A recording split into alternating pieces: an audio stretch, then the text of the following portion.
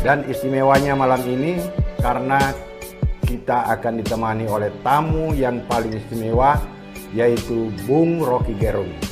Selamat malam Bung Rocky Gerung. Selamat malam para warga sehat akal di Maros dan sekitarnya. Alhamdulillah, berarti Bang Rocky masih diberi kesehatan di negeri yang sakit. Oke, Bang Akbar. Rocky, saya panggil Bang Rocky atau panggil Bung Rocky? Daeng. Panggil Daeng. Panggil Bung Rocky aja ya. Aja. Soalnya sekarang Jokowi dipanggil Bung Jokowi sama Ibu Mega. Bung Jokowi. Ada dua Bung sekarang, kan Bung Karno sudah lama tidak ada. Sekarang sudah ada dua Bung, Bung Jokowi dengan Bung Rocky. Baru-baru Ibu Mega memperkenalkan panggilan barunya kepada Pak Jokowi. Oke, dia ngikut Bang saya. Rocky gimana? Kan saya lebih dulu tuh, jadi Pakat ya? boleh panggil Bung apa aja. Oke. Bang Rocky. Ya. Bung Rocky. Bung itu panggilan untuk seorang pejuang. Ya. Dalam rangka HUT 76 RI, kita panggil Bung Rocky aja. Oke. Tunggu. Yuk. Demokrasi menurun. Sebentar. Yuk Indeks betulin demokrasi dulu. kita menurun, dan Bung Rocky tadi mengatakan bahwa pemerintah kita gagal. Kalau undang-undangnya harus dirubah lagi. Sedikit ya, saudara ya. Saudara perbaiki dulu kesalahan tadi supaya saya bisa lanjutkan argumen saya.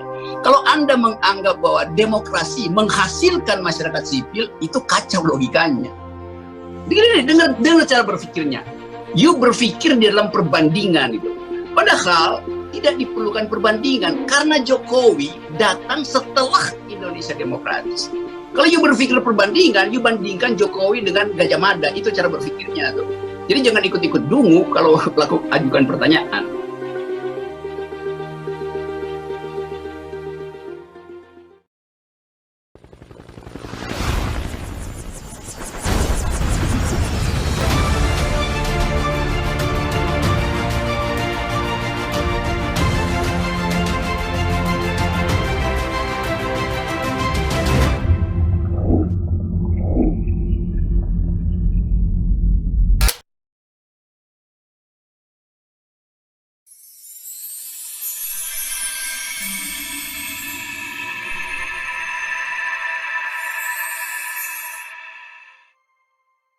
Bung, Indonesia saat ini dianggap negara gagal. Apa kita gagal karena pandemi atau memang dari sononya pemerintahan kita dikelola secara ugal-ugalan? Menurut Bung Rocky gimana? Nggak ada, Indonesia bukan negara gagal. Yang gagal pemerintahnya, itu mesti kita pisahkan. Ini negeri yang terus bertumbuh dengan akal sehat, berupaya untuk menghasilkan pikiran baru, dan itu yang terjadi kalau saya bercakap-cakap dengan para mahasiswa, bahkan pedagang asongan, selalu punya cara berpikir yang melampaui cara berpikir pemerintah. Jadi yang tidak sehat itu pemerintah, yang gagal itu pemerintah, bukan rakyatnya yang gagal. Apalagi negara ini bukan negara gagal. Betul, kita setuju bahwa Indonesia tidak gagal, yang gagal pemerintahannya, Bang. Tetapi kenapa kita mengatakan Bung Rocky mengatakan pemerintah kita gagal, sementara pemerintah ini adalah produk rakyat, dilahirkan dari proses demokrasi yang elegan, dipilih oleh puluhan juta, 80 juta warga negara kita memilih pemimpin kita yang ada saat ini. Iya. Dan Indonesia adalah termasuk negara yang dianggap sistem demokrasinya sukses. Iya, waktu dipilih rakyat 80% pemilihnya itu mengandalkan kepemimpinan, leadership. Tapi di perjalanan leadership tidak terjadi, yang ada adalah dealership. Itu yang menyebabkan pemerintah gagal. Karena pemerintah itu harusnya jadi leader, bukan jadi dealer. Nah, karena itu bahkan bukan rakyat kita yang membanggakan dulu bahwa Pak Jokowi bisa menghasilkan a new hope gitu. Kan dulu waktu Jokowi terpilih, majalah Time bikin cover story Indonesia, Jokowi potretnya, headline-nya The New Hope. Sekarang terbalik itu, kita dianggap sebagai tidak ada harapan itu. Jadi sebetulnya olok-olok negeri ini diolok-olok oleh pers asing, bukan pada negerinya tapi pada presidennya. Itu terbaca jelas. Semua orang menganggap bahwa presiden adalah king of lip service. Dia adalah man of inconsistency atau man of apa kemarin disebut oleh Australia. Selalu disebut presiden, tidak pernah negeri Indonesia diolok-olok di luar negeri. Apalagi sejak COVID dianggap pemerintah Indonesia gagal menangani COVID. Bukan negara yang gagal, tapi pemerintah Indonesia tuh. Tapi kan pandemi ini tidak hanya dirasakan oleh Indonesia, banyak negara yang juga merasakan, dan secara ekonomi mereka terpuruk dan menimbulkan kegaduhan. Contoh misalnya di Malaysia, Bung Rocky, Perdana Menteri Malaysia didemo loh, disuruh mundur, mau diturunkan di tengah jalan karena dianggap gagal mengurus negara di masa pandemi. Berarti bukan cuma Indonesia, negara lain juga mengalami hal yang sama. Terus masalahnya apa? Masalahnya kita kan mengatakan, Bung Rocky mengatakan pemerintah gagal. Ya. Adakah negara yang berhasil mengatasi pandemi di Asia aja? Contohnya di Malaysia. Mereka juga kan ribut. Bahkan Iya. lebih radikal lagi. Betul. A40. Mantan Perdana Menteri turun demo loh. Justru itu keterangan saya. Turun minta Perdana Menteri diganti. Berarti bukan cuma kita, Bang Rocky. Gini, jalan pikirannya ya. Logikanya tuh a fortiori, artinya bahkan Malaysia aja pemerintahnya diminta mundur.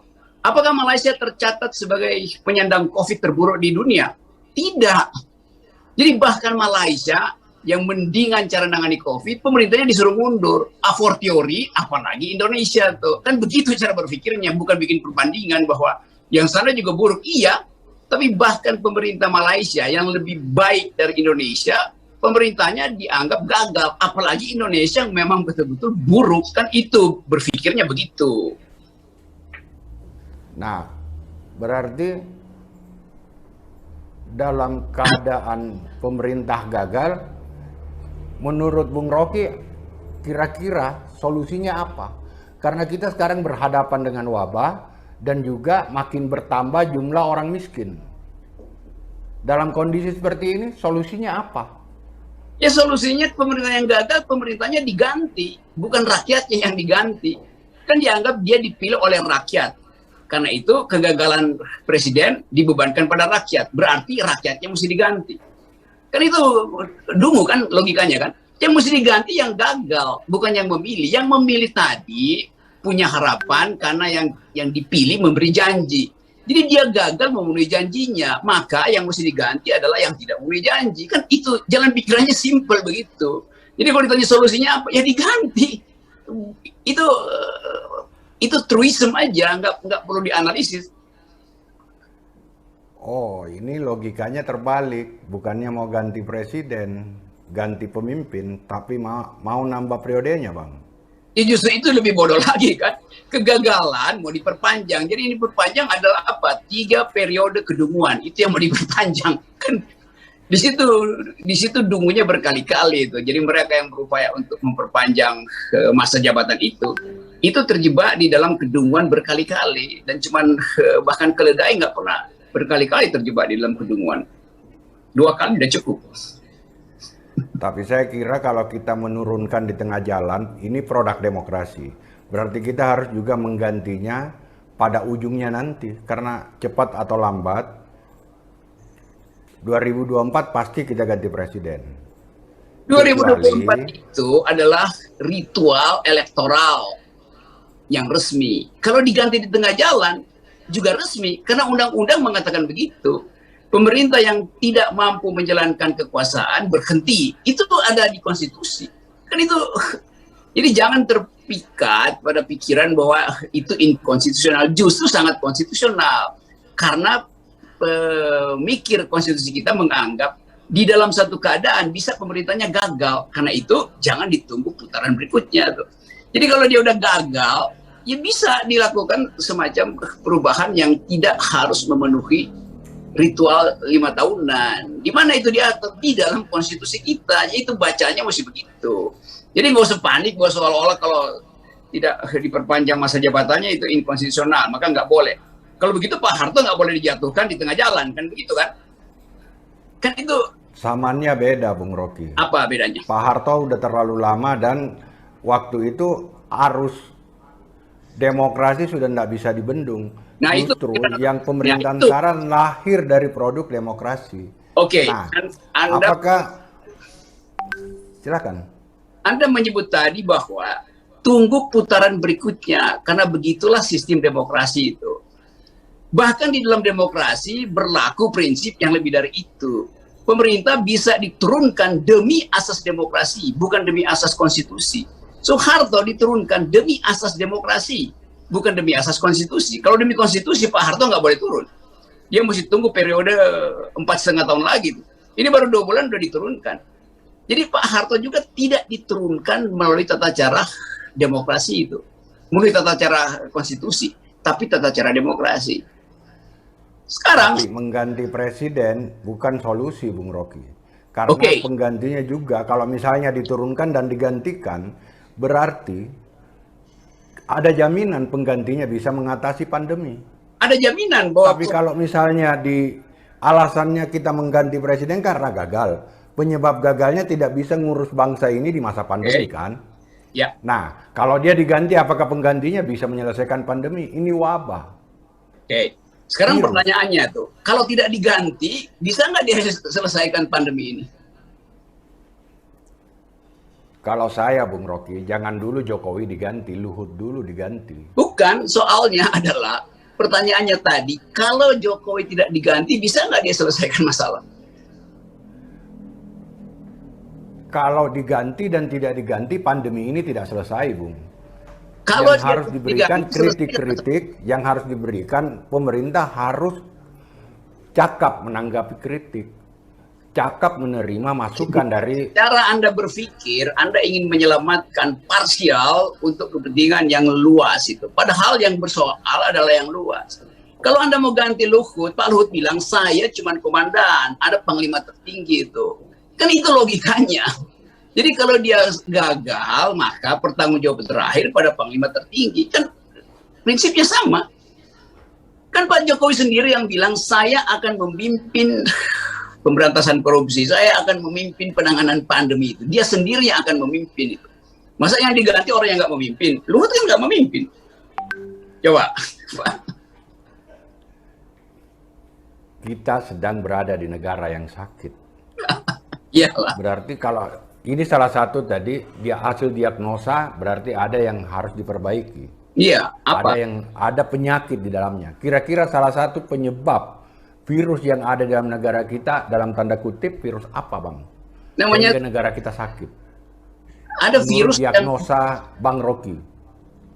Ada virus yang lebih berbahaya dari COVID, yaitu stupid. Stupid. Berarti yang bodoh siapa? Rakyat yang bodoh atau pemimpinnya? Tunggu dulu, Bang, karena pemimpin kita, sebut saja Pak Jokowi, itu di pilihan rakyat loh. Stadion Senayan, Gelora Bung Karno penuh orang. Ya betul. Lalu apa masalah? Ketika Jokowi kampanye. Anda. Nah, berarti pendukung Jokowi banyak. Kalau dia dikatakan stupid, pemilihnya juga ikut stupid dong. Karena memilih orang bodoh. Kan tidak seperti itu. Begitu tuh. Anda masuk sekolah, saudara masuk ke universitas dengan asumsi profesornya pinter. Ternyata profesornya dungu, goblok. Maka yang harus disalahkan adalah Anda gitu. Gimana? Coba. Kan itu bertentangan. Selain mengganti pemimpin, Bung Rocky, solusi penyakit apa lagi? Penyebab negara tidak kita. Hanya ada satu penyakit, yaitu kedunguan kekuasaan. Hanya itu. Sebab kebijakan publik itu harus dihasilkan oleh kabinet yang bermutu. Kalau kabinet yang nggak bermutu, itu berarti kebijakan publiknya tidak bermutu. Yang memimpin kabinet adalah presiden. Jadi ya presidennya memang tidak bermutu. Dan ini logika biasa, bukan dalam upaya makar atau menghina. Memang nggak bermutu karena seluruh kebijakan yang dihasilkan tidak menyebabkan kesejahteraan. Padahal perintahnya adalah hasilkan kesejahteraan, hasilkan kemerataan. Yang dihasilkan hari ini adalah orang kaya makin bertambah, dan itu data yang dipublikasi justru oleh Bank Indonesia. Baru-baru saja Bank Indonesia juga bikin keterangan bahwa nggak mungkin ekonomi kita tumbuh 7% itu. Paling banyak 3% semester depan. Itu yang ngomong tuh Bank Indonesia yang reputasinya melampaui surveyor-surveyor nasional. Karena Bank Indonesia itu lembaga independen yang jadi acuan dari financial market global. Jadi itu intinya. Jadi bahkan pemerintah di dalam negara aja bilang bahwa pemerintah ini salah kebijakan. Kalau saya yang bilang tentu, apalagi kalau Maros yang bilang nggak ada yang dengar. Tapi ini Bank Indonesia sendiri bilang kebijakannya salah. BPK bilang bahwa pemerintah gagal untuk memproyeksikan utangnya. Jadi dua lembaga utama negara, BPK dan Bank Indonesia, mengatakan kebijakan pemerintah itu salah atau kacau. Jadi apalagi yang mesti ditambahkan oleh wartawan Maros terhadap berita itu kan itu udah final dirumuskan. Siapa lagi yang bilang begitu? Bank Dunia juga bilang begitu. Jadi baik di dalam pemerintah maupun pengamat internasional menyatakan bahwa kepemimpinan Pak Jokowi itu gagal menghasilkan kebijakan yang pro rakyat. Kan itu intinya kan. Jadi nggak perlu tunggu oposisi yang ngomong atau tunggu saya ngomong. Itu seluruh sistem di dalam negeri dan di luar negeri tiba pada kesimpulan yang sama. Itu intinya. Jadi saya hanya menambahkan kalimat bahwa yang lebih berbahaya dari COVID adalah stupid. Adalah kebodohan. Ya, kebodohan. Bung Rocky, ya. Saya punya informasi yang sangat menarik tentang Bung Rocky. Dulu Pak Jokowi salah satu pendukung setianya adalah Bung Rocky untuk jadi presiden periode pertama. Siapa yang dukung Pak Jokowi periode pertama? Nggak ada yang dukung Pak Jokowi. Saya bukan pendukung Pak Jokowi dari periode pertama. Tapi bukankah Bung Rocky dulu yang menggerakkan civil society? Jokowi kan civil society, produk civil society. Pak Jokowi. Dan Bung Rocky adalah bagian daripada hadirnya Jokowi. Civil society itu fungsinya pertama loh. Civil society itu fungsinya di luar kekuasaan, bukan di dalam kekuasaan. Jadi mereka yang masuk ke dalam kekuasaan itu cari suaka, itu masyarakat sipil yang masuk ke Jokowi itu cari suaka. Saya tidak memimpin mereka masuk ke situ. Saya memimpin mereka untuk jadi watchdog. Itu fungsi dari civil society. Nggak ada civil society yang namanya civil society itu artinya di luar political society. Kan itu begitu definisinya. Dan hal penting yang harus diingat, Presiden Jokowi masuk istana ketika Indonesia sudah demokratis. Dari 98 kita sudah demokrasi. Jadi kalau Presiden Jokowi katakan saya akan membangun demokrasi, itu salah kalimat yang datang dari salah nalar kan. Kan dia datang ketika Indonesia sudah demokrasi justru. Jadi kalau indeks demokrasi per hari ini turun terus, menurut data internasional, menurut data peneliti-peneliti nasional, itu artinya Presiden Jokowi merosotkan demokrasi. Itu intinya. Nah, orang yang merosotkan demokrasi harus diganti karena kesalahan itu. Apalagi kalau ditambahkan kesalahan kebijakan. Kan kita harus tuntun bangsa ini berpikir simpel dan logis. Itu aja. Merumit-rumitkan soal nggak ada gunanya dan nggak ada pentingnya juga. Karena terbaca secara terbuka bahwa ada kegagalan berpikir di kabinet. Apa akibatnya? Ya compang-camping keadaan sekarang. Itu kan dihasilkan oleh kebijakan. Kan? Oleh kebijakan yang dulu. Ya, apalagi? Kebijakan yang dulu kan di ekonomi ya, Bang. Di mana? Di ekonomi negara kita yang tidak bisa bangkit. Malah kan, tapi ada tanda-tanda kebangkitan ekonomi yang disampaikan tadi. Cuman Bung Rocky nggak percaya. Bukan tanda-tanda nggak percaya. Akan tumbuh di atas data 6%. itu diucapkan oleh Bank Indonesia. Kalau saya ucapkan, pemerintah nggak percaya. Yang ucapkan bahwa Indonesia tidak akan bangkit itu adalah Bank Indonesia. You baca nggak data terakhir itu? Itu pentingnya membaca supaya ada referensi itu. Jadi di dalam kabinet sendiri orang bingung, kok Bank Indonesia bilang kita nggak akan tumbuh 7%. Kan itu intinya kan. BPK sendiri bilang bahwa pemerintah Jokowi tidak akan mampu membayar hutang. Itu yang mengatakan BPK. BPK itu bagian dari pemerintah, dia adalah institusi negara. Jadi negara sendiri mengakui bahwa Indonesia itu buruk, pemerintahannya buruk. Bukan saya ngomongin. Tapi solusinya Bang Rocky kan tadi mengatakan bahwa demokrasi kita sedang terganggu. Oke. Bukan mengganggu demokrasi, tapi demokrasi kita yang terganggu, Bang. Nah, bukan, indeks demokrasi menurun disebabkan oleh apa? Gini, you berhenti ini kan, dulu. Gini, saya stop dulu supaya you nggak putar-putar kalimat. Saya katakan tadi, saya tidak bilang demokrasi terganggu. Demokrasi memburuk di tangan Jokowi. Itu kalimat saya. Nanggap. Gini, Bang. Apa? Kalau demokrasi di Indonesia memang susah tumbuhnya, Bang.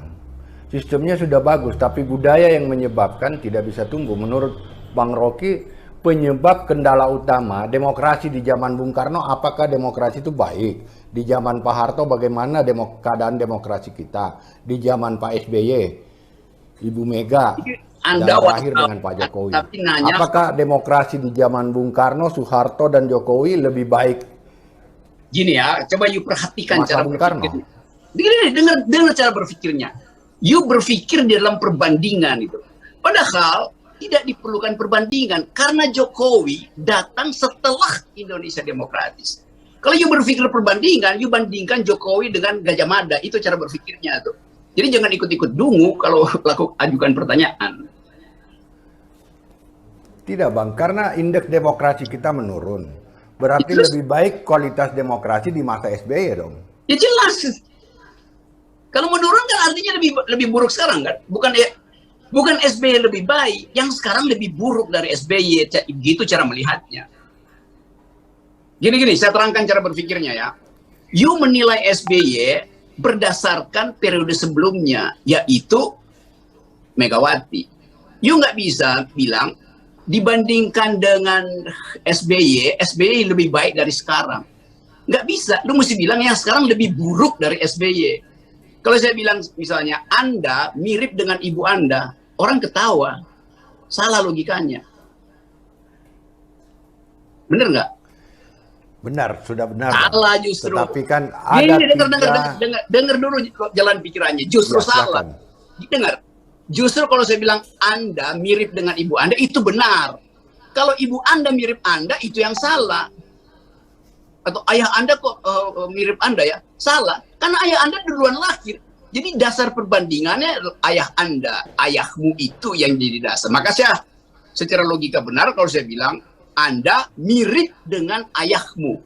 Bukan ayahmu yang mirip kamu. Demikian juga, bukan Jokowi lebih buruk dari SBY, tetapi SBY lebih baik dari Jokowi juga salah. Harus disebutkan periode Jokowi lebih buruk dari SBY karena dasar perbandingannya adalah SBY. SBY tidak bisa dibandingkan dengan Jokowi. Jokowi bisa dibandingkan dengan SBY. Nanggap nggak sekuensi itu? Saya betulin dulu cara berpikirnya. Kalau nggak, itu sekedar bikin perbandingan dan itu isinya nol. Itu resultantenya nol. Ya logikanya sudah masuk, Bang. Logika Bung Rocky sudah masuk sama dengan logika kita sebenarnya. Ya, saya hanya ingin menarik Bung Rocky. Menarik ide awal reformasi. Sebenarnya kan reformasi kita melahirkan civil society. Produknya adalah salah lagi sistem yang ada sekarang. Tetapi gini ya, gini. You terlalu bikin civil society. Gini, stop kita menurun. Stop dulu di situ karena you bikin banyak kesalahan berpikir.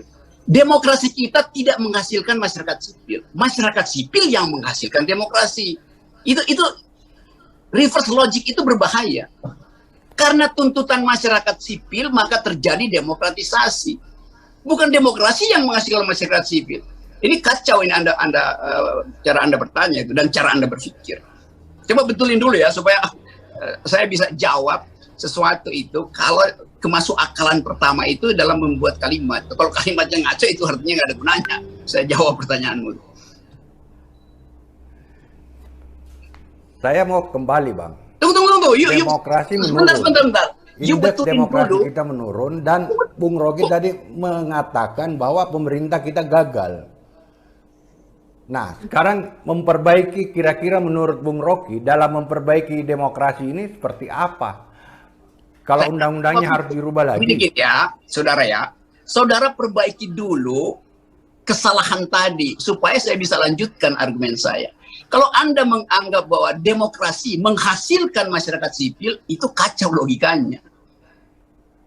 Di mana-mana demokrasi dihasilkan oleh masyarakat sipil. Masyarakat sipil membatalkan otoritarianisme. Begitu cara berpikirnya. Saya ajarin cara berpikir dulu deh sebelum saya jawab pertanyaan. Oke, Bang. Lanjut. Bukan, you akui dulu bahwa you salah berpikir supaya saya bisa lanjut. Bukan salah, Bang. Saya tidak mau, saya tidak mengatakan salah. Gini Tetapi ya. logika Bung Rocky sudah masuk. Sebenarnya maksudnya sama. Bagaimana samanya? Demokrasi Anda bilang, itu adalah penguatan civil society. you tahu nggak social origins dari demokrasi kita? Asal usul sosialnya adalah keresahan masyarakat sipil. Jadi keresahan itu menghasilkan demokrasi. Anda tadi bilang demokrasi menghasilkan masyarakat sipil. Itu kacau logikanya. Dan terbalik secara sosiologis. Itu yang you mesti koreksi dulu. Kalau itu you nggak koreksi, you anggap bahwa demokrasi itulah yang menghasilkan masyarakat sipil. Loh, masyarakat sipil yang mendorong demokratisasi di zaman otoriter. Begitu cara melihat soal. Gini, Bung. Saya bertanya. Dan saya mau masuk pada frame berpikir Bung Rocky. Dan kita sudah ketemu pada pikiran yang sama, yaitu masyarakat sipil melahirkan demokratisasi. Nah, sekarang kita sudah demokratis. Tunggu, bagaimana kalimatnya? Tunggu. Dulu 3 partai, sekarang multi partai. Tunggu dulu, kalimatnya bagaimana tadi? Ini tinggal 2 menit. Kalimat Anda bagaimana tadi? Masyarakat sipil menghasilkan demokratisasi. Kita punya frame yang sama.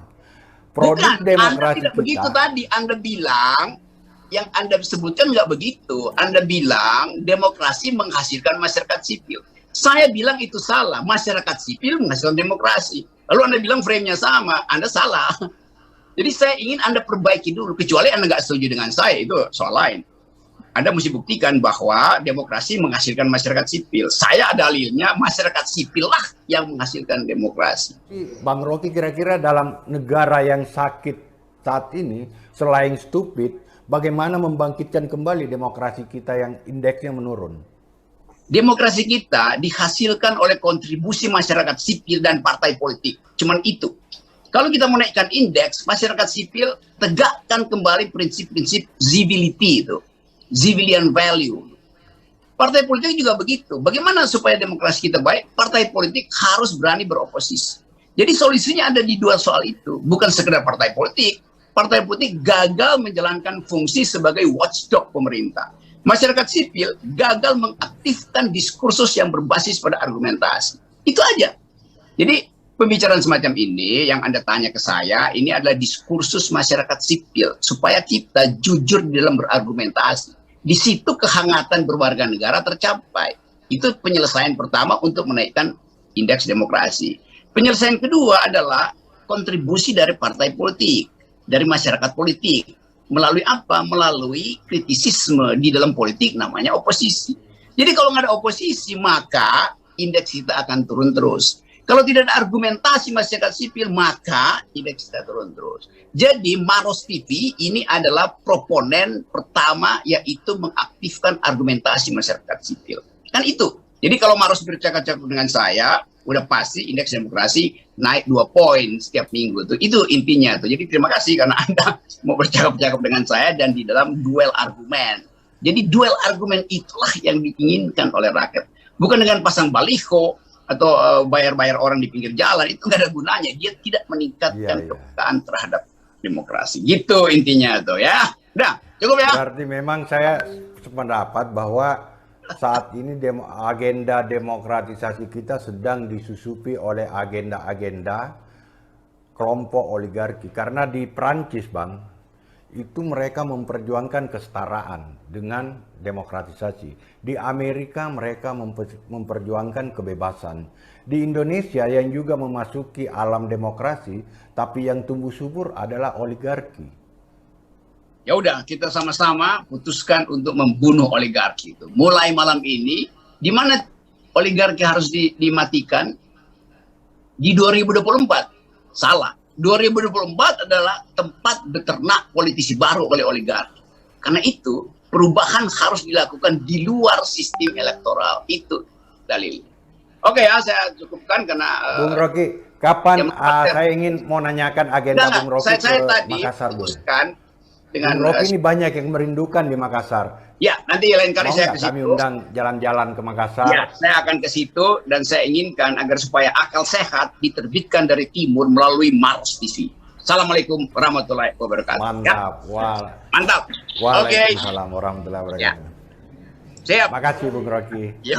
atas waktunya. Sehat selalu ya Bung.